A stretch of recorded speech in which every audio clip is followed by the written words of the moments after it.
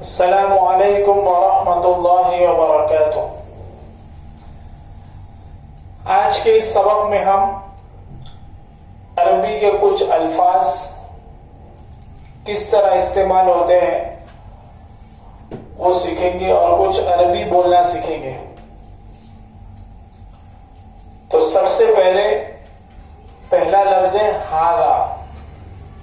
ہاذا اس میں اشارہ قریب مذکر کے لیے استعمال ہوتا ہے۔ اس میں اشارہ قریب مذکر کے لیے کیا مطلب؟ یعنی کوئی چیز ہمیں اشارہ کرنا ہے کسی چیز کی طرف، تو ہم عربی میں کیسے بولیں گے؟ جیسے مثلا یہاں پر ایک قلم رکھی ہوئی ہے، تو ہم عربی میں اس کو کیسے بولیں گے؟ تو عربی میں بولیں گے ہاذا قلم۔ کیا کہیں گے؟ ہاذا قلم، یہ قلم ہے۔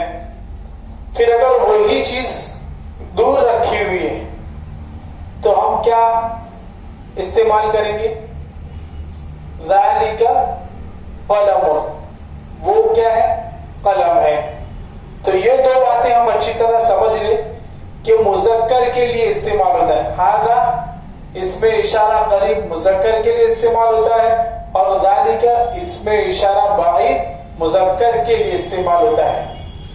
اب جب یہ دو باتیں ہم نے سمجھ لی تو یہ دو جو باتیں ہیں ہذہ اور یہ تلک، یہ مؤنث کے لیے استعمال ہوتا ہے، ٹھیک ہے؟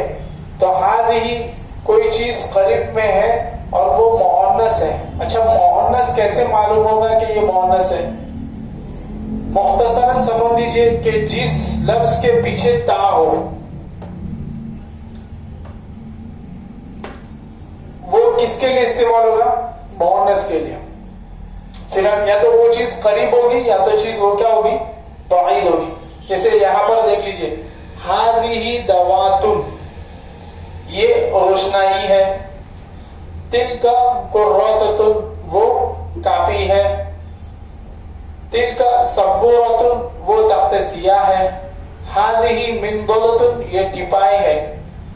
دیکھیے یہ مثال کے اندر اس میں اشارہ قریب مؤنث کے لیے، مؤنث ہے نا یہ تا، تو یہاں پر کیا استعمال ہوا ہے؟ ہذہ۔ تو ہذہ دوات، یہ روشنائی ہے، اور یہ بعید کے لیے۔ تلک کس کے لیے؟ بعید کے لیے۔ تو یہاں پہ کیا استعمال ہوا ہے؟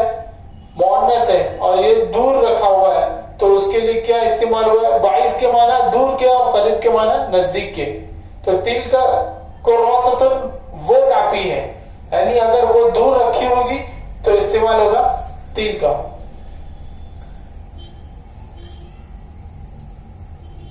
تو پڑھیے، تو ہم سمجھتے ہیں ہاذا اس میں اشارہ قریب مذکر کے لیے استعمال ہوگا، ذالک اس میں اشارہ بعید مذکر کے لیے استعمال ہوتا ہے، اور ہذہ اس میں اشارہ قریب مؤنث کے لیے استعمال ہوتا ہے، اور تلک اس میں اشارہ بعید مؤنث کے لیے استعمال ہوتا ہے۔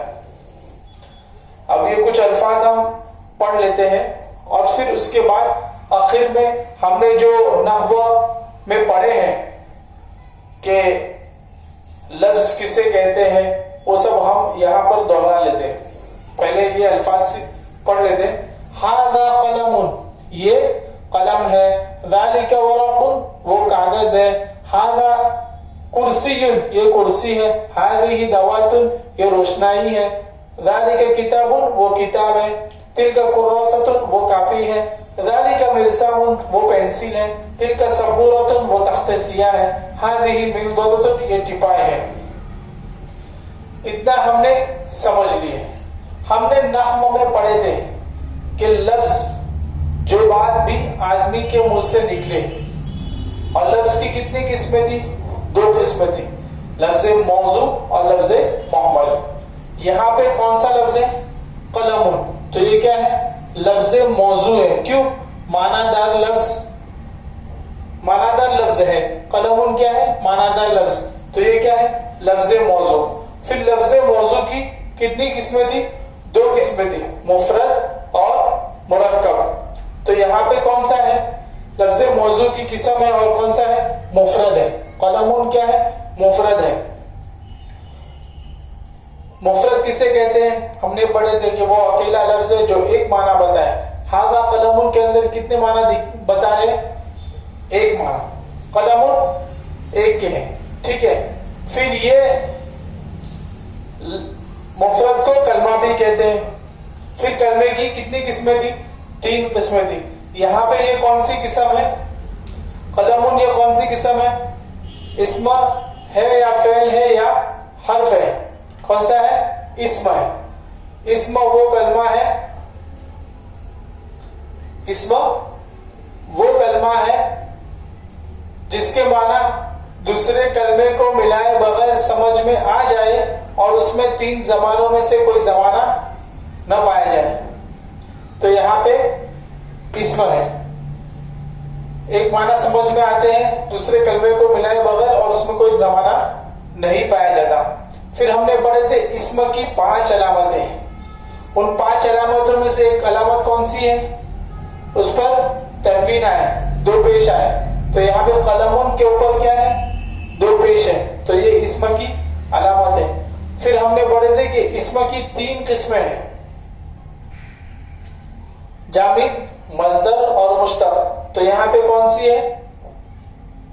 جامد. کیا ہے؟ جامد. جو نہ خود کسی سے بنا ہو اور نہ کوئی اس سے بنے. تو یہاں پہ قلمون کیا ہے؟ نہ خود کسی سے بنا ہے اور نہ کوئی اس سے کلمہ بنتا ہے. تو اس طرح ہم کیا ہے جو ہم نے نحو میں پڑھے تھے، اس مثالوں کے ذریعے ہم سمجھ سکتے ہیں کہ یہ اسم ہے، فعل ہے، حرف ہے، اور فعل کی کون سی علامت ہے، اسم کی کون سی علامت پائی جا رہی ہے، اور اسم ہے تو کون سا جامد، مصدر ہے یا مشتق ہے. تو یہ سب ہم یہاں پر جو ہم نے پڑھے ہیں اس کو یہاں پر ریوائز بھی کریں گے. ٹھیک ہے. تو اس سے ہمارا نحو بھی مضبوط ہوگا اور عربی بولنا بھی ہم سیکھیں گے. ٹھیک ہے. اگر کوئی بات آپ کو سمجھ میں نہیں آ رہی تو آپ کامنٹ باکس میں پوچھ سکتے ہیں کہ یہ بات ہمیں سمجھ میں نہیں آ رہی ہے، اور انشاءاللہ میں آپ کو اپنا واٹس ایپ نمبر دے دوں گا. آپ اس کے اوپر بھی جا کر پوچھ سکتے ہیں کہ یہ بات ہمیں سمجھ میں نہیں آ رہی. ٹھیک ہے. ڈسکرپشن میں نمبر دے دیا جائے گا. ٹھیک ہے. السلام علیکم ورحمۃ اللہ وبرکاتہ.